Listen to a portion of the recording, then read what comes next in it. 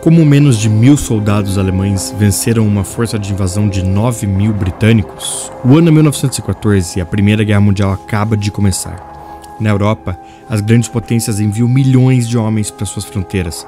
Nas colônias, as coisas são um pouco diferentes. Hoje você vai conhecer a lenda de Paul von Lettow-Vorbeck, o Leão da África.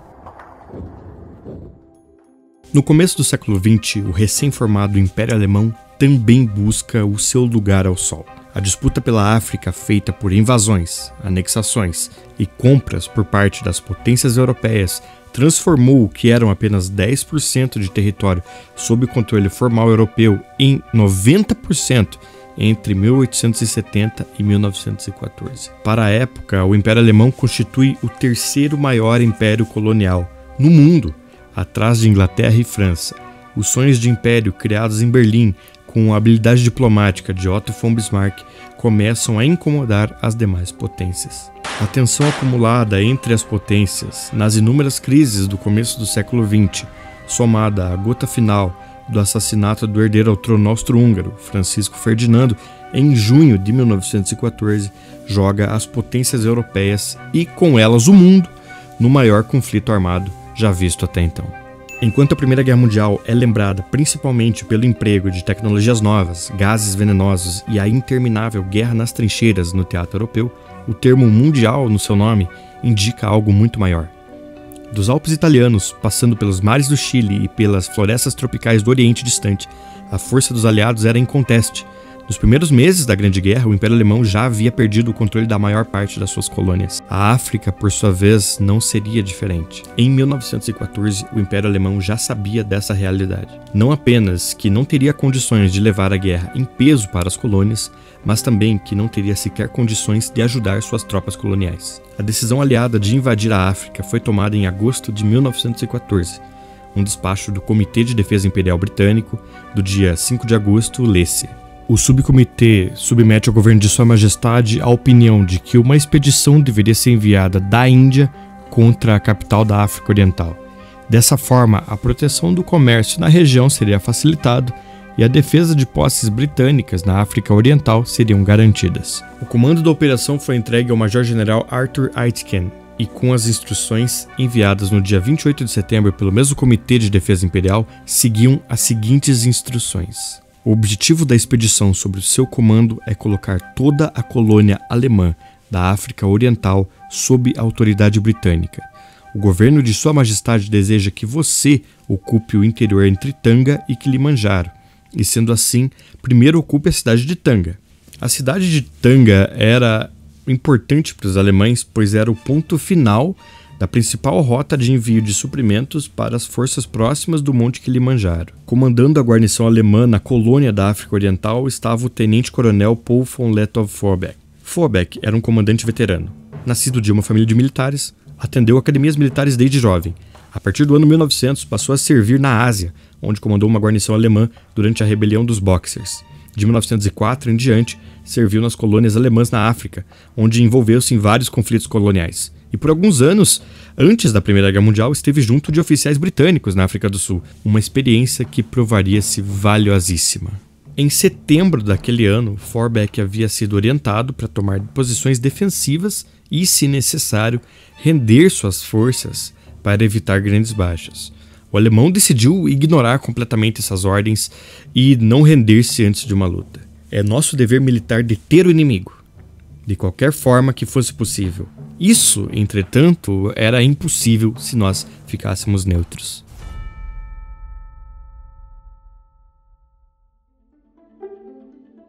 A colônia alemã da África Oriental era a mais rica entre todas as colônias alemãs. No início da Grande Guerra, ficou claro para o alto comando alemão que a invasão da África Oriental não era apenas provável, mas evidente. Vorbeck, em suas memórias, comenta: cartas capturadas falavam sobre um ataque de uma força expedicionária indiana de 10.000 homens. Em considerações gerais, nós sempre esperamos um ataque de larga escala nas proximidades de Tanga. Às 6h30 do dia 2 de novembro de 1914, a frota de invasão inglesa foi avistada na costa de Tanga. Nela, uma força expedicionária de aproximadamente 10.000 soldados, sendo a maioria esmagadora de tropas Rajputs indianas, recrutadas recentemente para servir a Força Expedicionária Britânica. Naquele momento, apenas um pelotão alemão estava presente na cidade, composto de cerca de 80 soldados. O comandante do distrito, Dr. Arauscher, encontrou-se com um capitão inglês na praia cerca de 1 hora depois, às 7h30. Os ingleses deram a ele 2 horas e meia para render-se. Arauscher voltou correndo para a cidade e enviou telegramas para as demais forças alemãs, alertando o tenente-coronel Forbeck, e juntou-se à guarnição comandada pelo capitão Baumstark. Às 10h45, o capitão inglês informou o major-general Aitken que nenhum sinal da rendição alemã veio de Tanga. Devido à falta de planejamento e medo do porto ao redor de Tanga estar minado, uma pequena praia enlameada foi escolhida como ponto de desembarque. As primeiras lanchas saíram dos navios somente às 18 horas e a movimentação para o desembarque de fato começou às 22. No meio do processo, um recife impediu que as lanchas avançassem para a praia e, como se não fosse suficiente, os invasores, já exaustos após uma longa viagem e espera no navio, foram forçados a andar pela água profunda até a praia e suas lanchas rebocadas. O tenente Gordon S. Johnson, que estava no 1º Batalhão de Desembarque, descreveu a situação. Os arranjos de desembarque me pareceram de uma desorganização extraordinária. As tropas ficaram sentadas em lanchas por horas, presas em recifes e longe da praia, e esperando um reboque levá-las para a costa. Os reboques deixaram os homens muito longe, e se os alemães tivessem resistido ao desembarque, eles poderiam ter destruído as tropas ali mesmo, nas lanchas. Até o fim do desembarque, já eram 4 horas da manhã do dia 3 de novembro.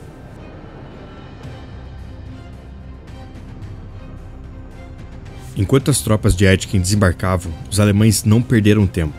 O comandante local, o capitão Baumstark, solicitou reforços para Tanga ainda naquela noite.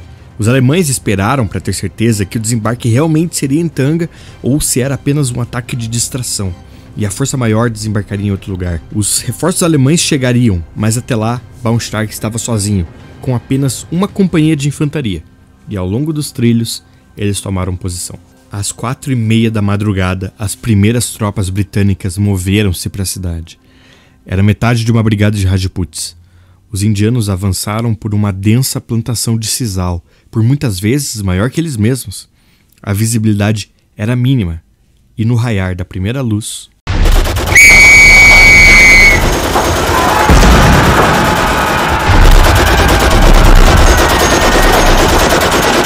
Com apenas 2 metralhadoras e tropas bem distribuídas, os alemães pegaram os ingleses totalmente de surpresa.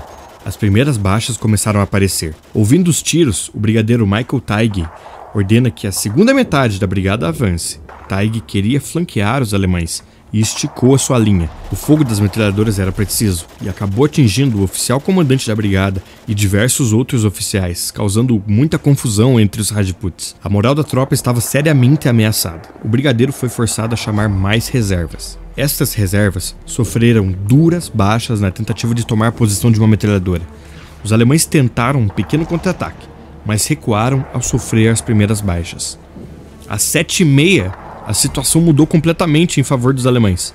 Seus primeiros reforços chegaram e, imediatamente ao descer do trem, avançaram pelo flanco esquerdo dos Rajputs. O som das tropas Askaris avançando pela mata causou pânico nos já confusos indianos. Às 8h30, sob as ordens do brigadeiro Tighe, os Rajputs recuaram desorganizados e em poucos minutos estavam de volta à estaca zero. Com uma total falta de urgência, o general Aitken desembarcou apenas às 11h30 daquele dia e tomou como seu quartel uma casa de praia. O general inglês planejava atacar somente na manhã seguinte. O brigadeiro Tighe reportou no fim do dia que uma força de cerca de 2.500 alemães estava presente em Tanga. A cidade, na verdade, havia sido defendida por cerca de 80 soldados e alguns civis.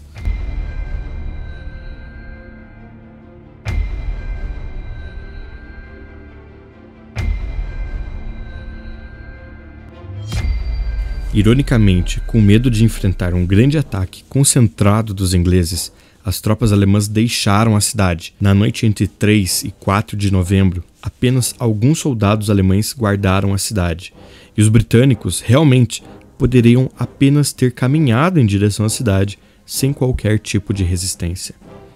Diferentemente do general inglês, o comandante alemão Paul von Lettow-Vorbeck, assim que chegou ao acampamento na manhã de 4 de novembro, imediatamente pulou em uma bicicleta e pedalou 4 quilômetros até Tanga para verificar a situação da cidade. Percebendo que os britânicos ainda estavam se organizando na zona de desembarque, Vorbeck ordenou que suas tropas reocupassem a cidade e preparassem a defesa. Os alemães contavam com cerca de 970 soldados, divididos em 8 companhias.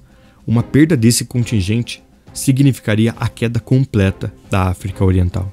Às 15 horas, veio para os alemães a informação de que os britânicos já estavam avançando. Vorbeck previu que Aitken posicionaria seus 8 batalhões em uma típica linha de batalha. Não sabia ele, entretanto, que o avanço já havia começado 3 horas antes. As densas plantações de borracha, sisal, coqueiros e o matagal que ultrapassava a altura dos soldados fez com que os britânicos sequer conseguissem se organizar. Tudo isso enquanto os alemães almoçavam fartas refeições. Eu conhecia a forma desajeitada que as tropas inglesas eram lideradas e movidas em batalha, e era certo que, num país completamente desconhecido, no qual o inimigo se encontrava, essas dificuldades cresceriam ao infinito. A batalha começa próximo das 15 horas, com alguns resultados misturados. O fogo das metralhadoras alemãs atinge um dos batalhões indianos no meio das plantações de borracha. O fogo das metralhadoras atinge algumas colmeias de abelhas africanas, que imediatamente atacam os batalhões britânicos na área. A ferocidade das abelhas, combinada com o fogo de metralhadora, faz um batalhão inteiro fugir. Vendo a confusão, os soldados do batalhão imediatamente ao lado se recusam a avançar. Novamente, o tenente Johnson lembrou a situação. Uma tentativa de comunicação entre a infantaria e os navios foi feita com uma linha telefônica ao longo da estrada na qual avançamos, até o topo de algumas rochas. E, de lá, por sinalizadores para os navios. Parece que não foi efetivo. Eu ouvi que o sinalizador foi picado até a morte por abelhas.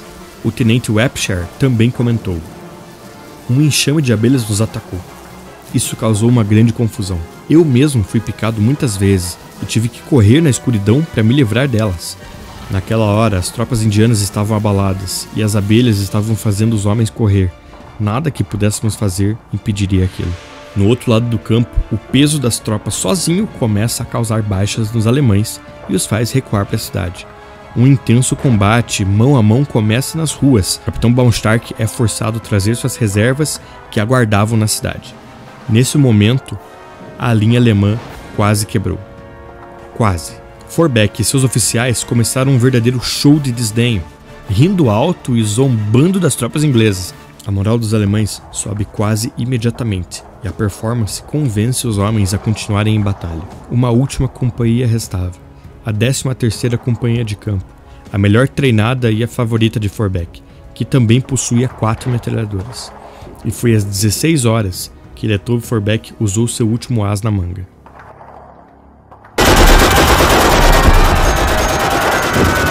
Nenhuma testemunha vai esquecer o momento em que as metralhadoras da 13ª Companhia abriam fogo contínuo e, naquele ponto, reverteu completamente a situação. O último golpe veio com o aparecimento de uma última companhia que teve problemas no transporte.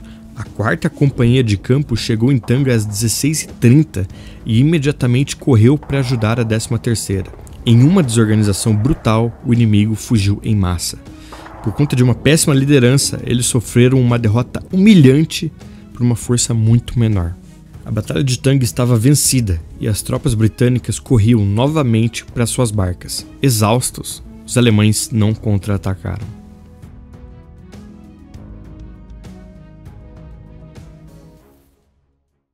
No dia 5 de novembro, as baixas foram contadas. 146 baixas para Vorbeck, com 16 alemães e 48 ascaris mortos. Para Aitken, 817 baixas, com 359 mortos, 310 feridos e mais 148 desaparecidos. Não satisfeitos com isso, os alemães capturaram uma quantidade imensa de materiais, armas e munições, ao total 16 metralhadoras, 455 rifles, 600.000 munições de rifle, roupas, equipamento telefônico, equipamento médico e toda sorte de mantimentos. Este equipamento seria suficiente para que Lettow-Vorbeck comandasse uma guerra sem qualquer tipo de ajuda do Império Alemão. Uma guerrilha que duraria até o fim da Primeira Guerra Mundial, sem uma derrota sequer, e forjaria a lenda do homem que ficou conhecido como o Leão da África. A campanha da África Oriental foi o único lugar em que o Império Alemão nunca foi derrotado, mesmo com uma proporção abismal de 21 soldados britânicos para cada soldado alemão. A força expedicionária anglo-indiana, de cerca de 9.000 homens, foi dessa forma decisivamente derrotada pela nossa força de pouco menos de 1.000. Não foi até a noite do dia 5 que nós percebemos a magnitude da nossa vitória.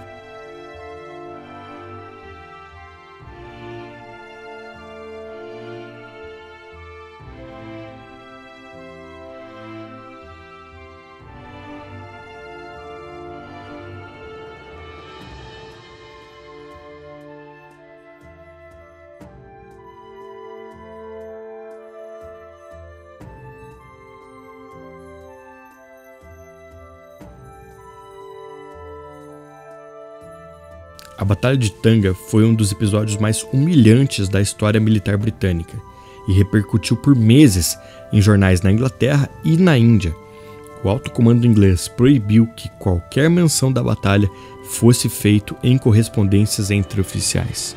Apesar da derrota humilhante, nem o chefe do almirantado, Winston Churchill, ou qualquer outro membro do comando militar parece que aprendeu com a derrota. No ano seguinte, os desembarques desastrosos em Galípoli não teriam um destino muito diferente. Muito obrigado por sua atenção, inscreva-se no canal para obter mais conteúdo e até a próxima.